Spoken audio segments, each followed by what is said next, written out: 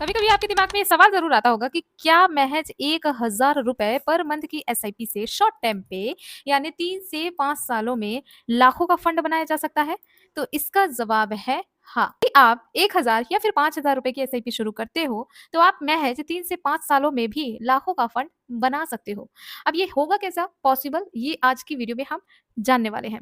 दोस्तों, बहुत सारे ऐसे लोग होते हैं जिनका शॉर्ट टाइम गोल होता है। शॉर्ट टाइम गोल का मतलब ये होता है कि किसी को अपनी मनपसंद बाइक लेनी है, ठीक है? लगता है कि यार 1 डेढ़ 2 लाख 3 लाख रुपए हो जाएँ और मैं बाइक ले लूँ। किसी को मान लो फीस जमा करनी है, किसी का लोन चल रहा है जो कि 3 सालों में पूरा करना है, तो वो क्या करते हैं, स्मार्टली तरीका यूज़ करते हैं कि वो एक छोटा इन्वेस्टमेंट प्लान शुरू करते हैं और शॉर्ट टाइम मतलब 3 से 5 सालों में लाखों का यहाँ पे रिटर्न लेते हैं और अपने इन छोटे-छोटे गोल्स को कंप्लीट करते हैं। यदि आप भी उन्हीं लोगों में से एक हो जो कि शॉर्ट टाइम पे छोटे गोल्स रख रहे हो और आप एक लाखों का फंड चाहते हो, तो आज का वीडियो बहुत ही इंपॉर्टेंट होने वाला है आप सभी के लिए। आज की वीडियो में हम जानेंगे एसबीआई, जी हाँ, एसबीआई के ऐसे म्यूचुअल फंड्स के बारे में या एसआईपी प्लान्स के बारे में जिसमें आप शॉर्ट टाइम पे भी, शॉर्ट टाइम मतलब सिर्फ 3 से 5 सालों में लाखों का फंड ले सकते हैं। तो यदि आपका गोल भी शॉर्ट टाइम है तो आप एसबीआई के म्यूचुअल फंड्स को जान सकते हैं। तो दोस्तों, सबसे पहले एसबीआई का ही नाम हमने क्यों लिया इसके बारे में समझते हैं। देखो, वैसे तो बहुत सारे म्यूचुअल फंड है और मैंने अपने ना वीडियोज़ में बहुत सारे म्यूचुअल फंड्स के बारे में ऑलरेडी बता रखा है, ठीक है? एसबीआई का नाम लेने का रीज़न सबसे इम्पोर्टेंट ये है कि ये देखो ब्रांड, इसका जो ब्रांड है ना, वो नाम ही काफ़ी है इसका, ठीक है? क्योंकि एसबीआई इंडिया की सबसे बड़ी म्यूचुअल फंड कंपनी है जो कि 11 लाख करोड़ के म्यूचुअल फंड्स को ऑपरेट करती है। मतलब ऑलरेडी भारत की अधिकतम जनसंख्या एसबीआई पे ट्रस्ट बिल्ड करके रखी है और एसबीआई ने भी अपना ट्रस्ट बना के रखा है लोगों पर। इसीलिए आज सबसे ज़्यादा निवेश एसबीआई ब्रांड में है। तो एसबीआई का नाम ही काफ़ी है ट्रस्ट के लिए और साथ ही साथ इनका जो लॉन्ग टर्म रिकॉर्ड है, वो इनको वैल्यूएबल बनाता है। इसलिए अगर इंडिया में लोग भरोसा करते हैं तो सबसे पहले एसबीआई पे करते हैं। तो एसबीआई का नाम मैंने इसलिए लिया। अब एसबीआई में भी बहुत सारे फंड हैं, कम से कम 80 से 100 प्रकार के फंड हैं। अब 80 से 100 प्रकार के फंड में से अपने लिए बेस्ट फंड चुनना थोड़ा टफ होगा कि भाई कौन से ऐसे 3 फंड हैं या 4 फंड हैं जिसमें आप निवेश करो और आप 3 से 5 सालों में लाखों का रिटर्न लेके निकल जाओ, ठीक है? तो आज हम इसी टॉपिक पे बात करने वाले हैं, तो वीडियो को पूरा देखना क्योंकि वीडियो के लास्ट में प्रॉपर कॉल कैलकुलेशन के साथ हम समझने वाले हैं। चलिए शुरू करते हैं आज की शानदार वीडियो। नमस्कार दोस्तों, स्वागत है आप सभी का आपके अपने चैनल पे। तो आज हम यहाँ पे बात करेंगे एसबीआई के ऐसे फंड्स के बारे में जिसमें आप शॉर्ट टाइम पे भी अच्छा रिटर्न ले सकते हैं, ठीक है? शॉर्ट टाइम मतलब 30 से 5 सालों में भी अच्छा रिटर्न ले सकते हैं। क्लियर? ओके। तो यहाँ पे देखो, किसी भी म्यूचुअल फंड में जब आप निवेश करते हो, ठीक है? एमएफ का मतलब है यहाँ पे म्यूचुअल फंड। तो किसी भी म्यूचुअल फंड में निवेश करते हो 2 तरीका है। एक एसआईपी के थ्रू, ठीक? और एक लमसम के थ्रू, लमसम के थ्रू। अब एसआईपी में क्या होता है कि हम एक छोटा अमाउंट जितना हमारे पास होता है, जैसे 500, ठीक है, 1000 या फिर 5000, इसके ऊपर देखो कोई भी लिमिट नहीं है, आपके पास जितना हो आप उतना निवेश की प्रक्रिया शुरू कर सकते हो, ठीक है? तो एक छोटा अमाउंट हर महीने जमा करते हैं, ठीक है? और एक निश्चित समय के बाद एक मैच्योरिटी अमाउंट लेते हैं। लमसम एक ऐसा ऑप्शन है जिसमें हम क्या करते हैं, वन टाइम निवेश करते हैं, ठीक है? वन टाइम निवेश करते हैं। यदि आपके पास 50,000, 1 लाख, 2 लाख, 3 लाख, 10 लाख, है ना, 50 लाख का अमाउंट है तो आप एक बार निवेश करके और मैच्योरिटी पर अमाउंट ले सकते हैं, ठीक? तो एसआईपी का मतलब होता है सिस्टमैटिक इन्वेस्टमेंट प्लान, जिसमें हम एक तय राशि, एक तय डेट पर हम निवेश करते हैं हर महीने और उससे रिटर्न लेते हैं, ठीक? तो अब हमें बात करनी है शॉर्ट टाइम के लिए। शॉर्ट टाइम के लिए मतलब हमें देखना है कि हमारा निवेश 3 से 5 सालों के लिए हो और हमें अच्छा रिटर्न मिल सके। तो ऐसे कौन से फंड है? तो आज हम यहाँ पे 3 फंड की बात करेंगे। सबसे पहला फंड है जो एसबीआई का, ठीक है? एसबीआई का लार्ज कैप फंड है, ठीक है? एसबीआई का large cap direct growth fund, ठीक? अब लार्ज कैप फंड को ही क्या कहते थे?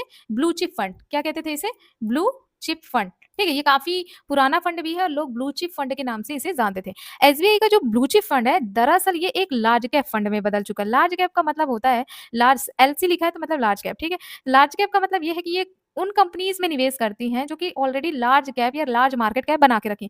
अब जैसे आपकी हो गई रिलायंस, ठीक? जैसे आपकी हो गई इन्फोसिस, जैसे आपकी हो गई ICICI bank, HDFC bank, etcetera, ठीक? तो मतलब ये उन कंपनीज में निवेश कर रहा है पैसा जो कि ऑलरेडी बहुत ज्यादा मार्केट कैप बना के रखी है, जिसके जो स्टॉक्स है काफी तगड़े हैं, ठीक है?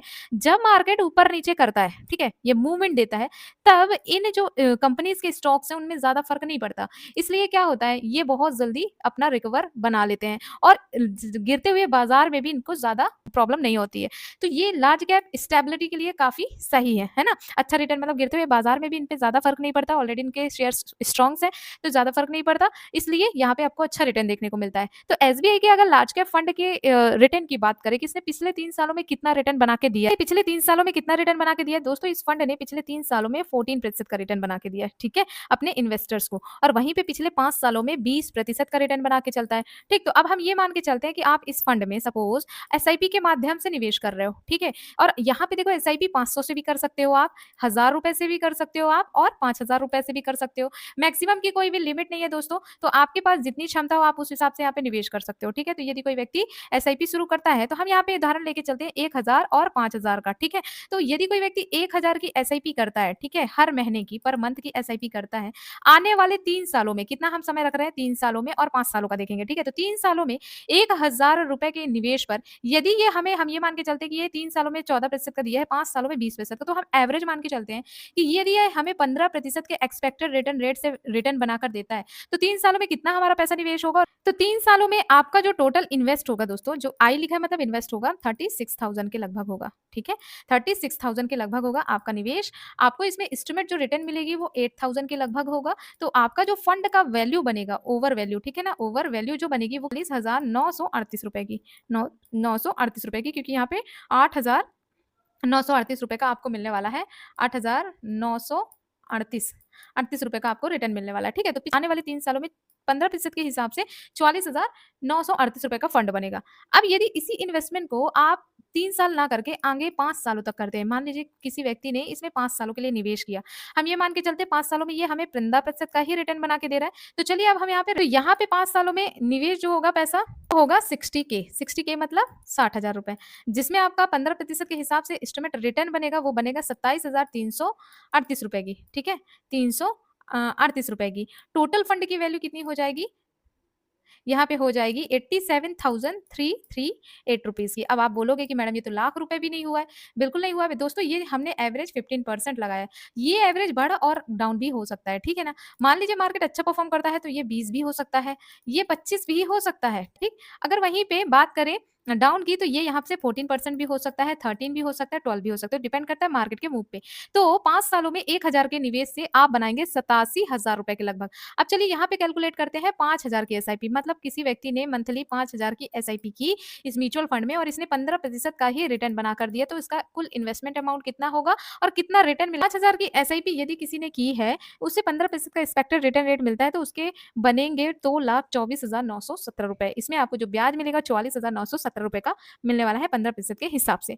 तो इस तरीके से आप यहाँ पे महज़ 5 सालों में 2 लाख से ज़्यादा का रिटर्न बना सकते हैं। अब इसको कंपेयर करते हैं एफडी से। दोस्तों एफडी में जो अपन को रिटर्न मिलता है वो 6 से 7% का ही मिलता है, ठीक है? तो हम चाहकर भी इतना फंड नहीं बना सकते। इसलिए लोग क्या करते हैं कि ऐसे फंड को चूज़ करते हैं जहाँ से उन्हें अच्छा रिटर्न मिल सके, ठीक? लेकिन आपको बता दूँ कि जिस फंड की हमने बात करी है ये एक लार्ज कैप फंड है, इक्विटी फंड है, सो ज़ाहिर-सी बात है इसमें रिस्क थोड़ा-सा ज़्यादा होता है। अब बात करते हैं उन लोगों की जो बिल्कुल भी रिस्क नहीं लेना चाहते, लेकिन फिर भी वो एक शॉर्ट टर्म इन्वेस्टमेंट से अच्छा रिटर्न लेना चाहते हैं। तो उनके लिए हमने यहाँ पे चूज़ किया एसबीआई का शॉर्ट टर्म डेब्ट फंड। एसबीआई का डेब्ट फंड। अब इस फंड की खासियत क्या है? ये जो फंड होता है दोस्तों, ये गवर्नमेंट बॉन्ड्स में पैसा लगाता है। गवर्नमेंट जो बॉन्ड्स निकलते हैं उनमें पैसा लगाता है, ठीक है? ये कोऑपरेटिव बॉन्ड्स में पैसे लगाते हैं। तो यहाँ पे जो रिस्क होता है वो ना के बराबर होता है। यहाँ पे मतलब जो रिस्क होता है, रिस्क की पॉसिबिलिटी बहुत कम माइनस में रहती है, ठीक है? तो यहाँ पे आपको सेफ इन्वेस्टमेंट मिलता है, यानी आपको यहाँ पे आपके पैसों की सेफ्टी मिलती है, ठीक है? लेकिन हाँ, ये बात सही है कि ये गवर्नमेंट बॉन्ड है, इसलिए ये धीरे-धीरे ग्रो करते हैं, इसलिए यहाँ पे आपको 6% से लेके 10% का ही रिटर्न मिल पाता है, ठीक है? फिर भी यहाँ पे एक चीज़ की श्योरिटी ये होती है कि आपका जो पैसा होता है वो मोस्टली सेफ ही रहता है, यहाँ पे रिस्क की ज़्यादा पॉसिबिलिटी नहीं होती, ठीक? तो अगर कोई व्यक्ति रिस्क फ्री रिटर्न चाहता है, मतलब मार्केट का ये जो झूला है वो नहीं झूलना चाहता, वो चाहता है कि भाई हमारा रिटर्न जो है वो सेफ रहेगी, मार्केट का उतार-चढ़ाव जो है वो हमें देखना ना पड़े और हमें हमारे पैसे की सेफ्टी रहे, हमें एक ठीक-ठाक रिटर्न मिले, एफडी से एटलीस्ट ज़्यादा ही मिले, तो डेब्ट फंड ऐसा करते हैं। तो यहाँ पे यदि कोई व्यक्ति डेब्ट फंड में ₹5,000 की एसआईपी करता है, डेब्ट फंड जो बना रहा है 5 सालों में 7% का रिटर्न बनाकर दे रहा है, ठीक है? तो यदि कोई व्यक्ति यहाँ पे ₹5,000 की एसआईपी शुरू करता है, तो चलिए देखते हैं रिटर्न कितना मिलेगा। तो उसका टोटल जो इन्वेस्टमेंट इन्वेस्टमेंट अमाउंट होगा वो 3 लाख का होगा, ठीक है? Investment amount. उसपे जो उसको रिटर्न मिलेगी ना वो लगभग 57,992 रुपए की मिलेगी, ठीक है? 992 रुपए की मिलेगी। तो टोटल अमाउंट जो हो जाएगा वो 3,57,992 रुपए का हो जाएगा। तो यहाँ से एटलीस्ट वो अपने एक बाइक अच्छी ले सकता है मंदिता या फिर किसी फीस को जमा कर सकता है। तो ये छोटे-छोटे गोल्स के लिए एक बेस्ट फ्रेंड माने जाते हैं।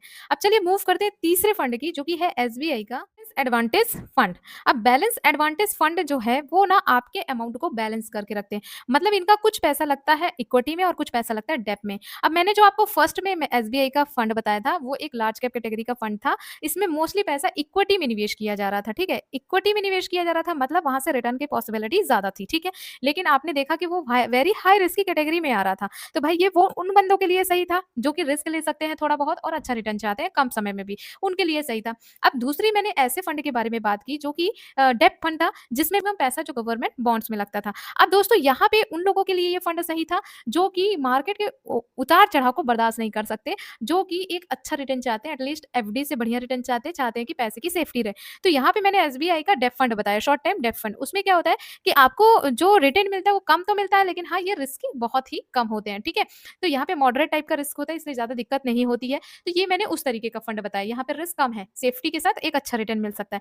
अब मैंने जो तीसरा फंड बताया एसबीआई का वो एक बैलेंस एडवांटेज फंड है। अब ये ना क्या करता है इक्विटी में भी पैसा निवेश करता है और डेप में भी निवेश करता है, फंड के रूप में समझो। अब यहाँ पे ये जो पैसा है ना आधा इक्विटी में लगाया प्लस आधा डेप में लगाया, ठीक? अब इक्विटी से शेयर बाजार में पैसा लगा और डेप से बॉन्ड्स में लगा, ठीक है? बॉन्ड्स में लगा। अब चूंकि आपको भी पता है कि जो बॉन्ड्स में पैसा लगाया जाता है उसमें रिस्क ना के बराबर है, तो यहाँ से आपको रिस्क की स्टेबिलिटी मिल गई, ठीक है? और शेयर बाजार से आपको रिटर्न अच्छा मिल गया। तो ये जो है ना रिस्क फ्री रिटर्न के रूप में यूज किया जाता है। तो जो एसबीआई का बैलेंस एडवांटेज फंड है वो आपके फंड को बैलेंस करके रखता है, ठीक है? जिससे आप कम समय में भी एक अच्छा रिटर्न ले सकते हैं। अब यहाँ पे दोस्तों हम कैलकुलेशन करें तो पिछले 3 सालों में इस फंड ने 14% का रिटर्न लगभग बनाकर दिया है। तो हम ये मान के चलते हैं कि कोई एक बंदा है जो कि 5,000 की एसआईपी बैलेंस एडवांटेज फंड में करना चाहता है। तो यदि वो 5,000 की एसआईपी को 3 सालों तक करेगा तो 14% के एक्सपेक्टेड रिटर्न रेट से उसके फंड की वैल्यू बनेगी 2,21,713 रुपए, ठीक है? यदि वो 5,000 की एसआईपी 3 सालों के लिए करता है और यदि वो बंदा 5,000 की एसआईपी 5 सालों के लिए करता है तो 3 लाख के निवेश पर उसे 1,26,080 रुपए का